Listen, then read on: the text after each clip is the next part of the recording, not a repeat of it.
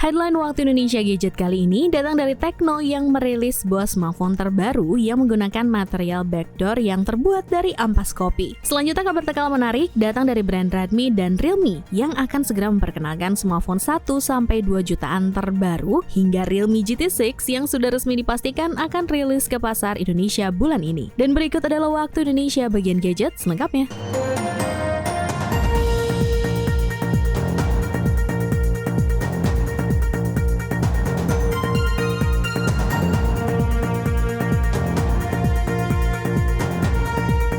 Smartphone dari ampas kopi, Tecno Camon 30 Series Louis Design Special Edition. Tecno berkolaborasi dengan brand TV dan audio Jerman Louis untuk menghadirkan edisi spesial dari seri Camon 30. Yang bikin menarik adalah bagian belakang ponsel ini yang dibuat sebagian dari ampas kopi. Pihak Tecno dengan bangga mengklaim ini dalam rilis resminya. Proses pembuatan bagian belakang dari ampas kopi ini juga ramah lingkungan, tidak menggunakan pelarut organik, tanpa konsumsi air tambahan, dan sepenuhnya menggunakan tenaga surya. Setiap pembuatan plat belakang ponsel ini menggunakan sekitar 0,8 gram ampas kopi. Jadi, selain keren, kamu juga bisa bantu lingkungan apabila membeli smartphone ini. Asus ROG Ally X resmi rilis. Konsol gaming Asus terbaru, harga lebih mahal, performa lebih garang.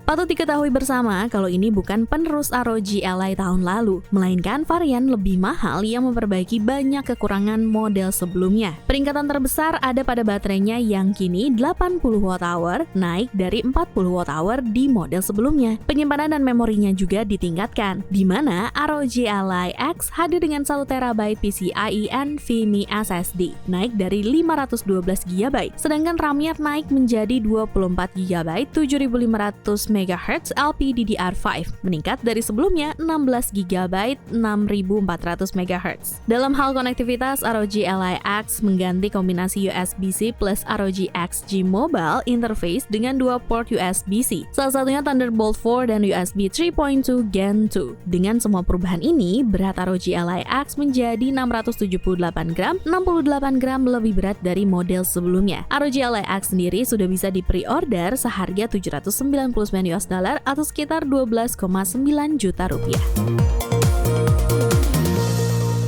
Realme GT6 resmi masuk Indonesia. Andalkan Snapdragon 8S Gen 3, Realme GT6 rilis tanggal 20 Juni.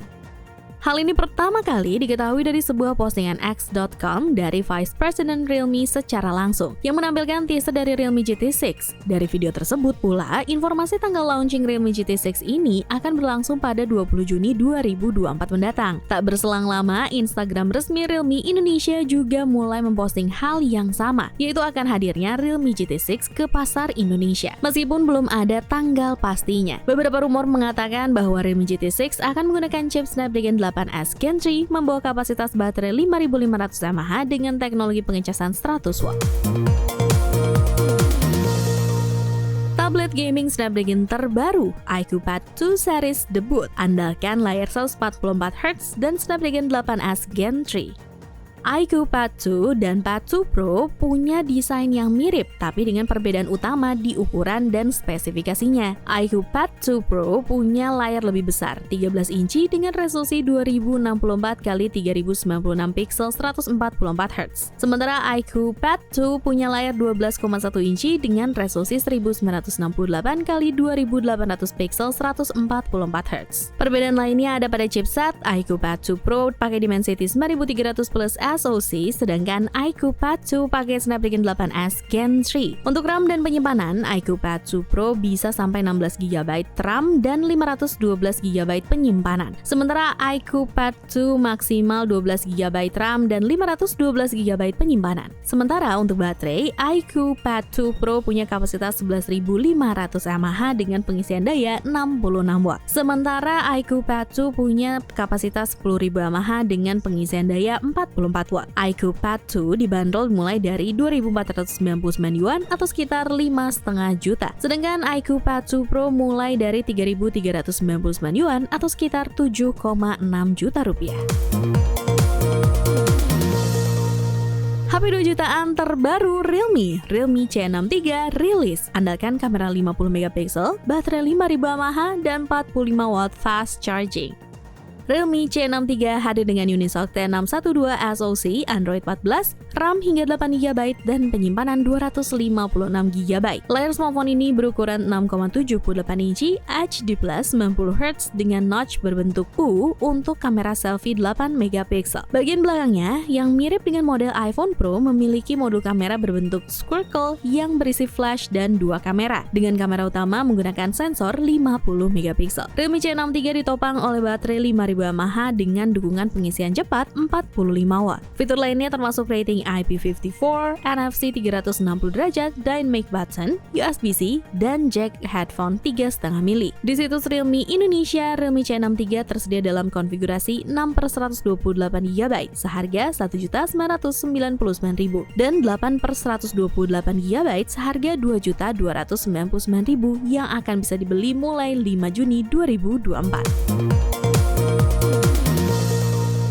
Vivo V31 series segera rilis. Vivo S19 series udah rilis, siap rebranding jadi Vivo V31 series?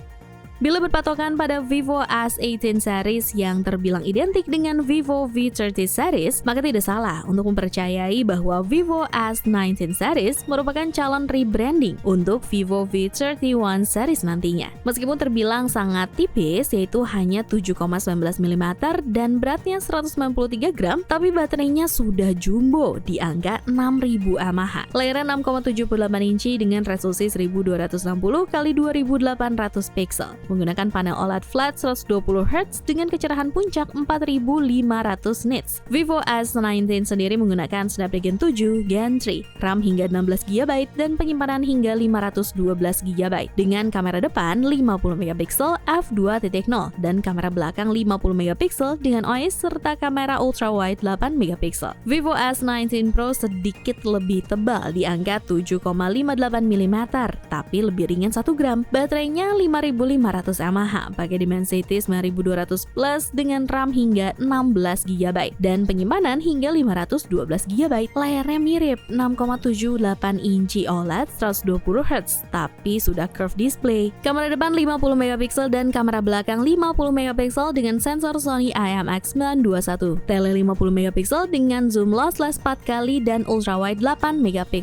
Vivo S19 dibanderol mulai dari Rp2.499 atau sekitar 5,5 juta, sedangkan S19 Pro mulai dari Rp3.299 atau sekitar 7,2 juta rupiah. Smartphone paling cool di dunia, Coolpad Cool60 rilis. Smartphone entry level cuma 1,3 jutaan.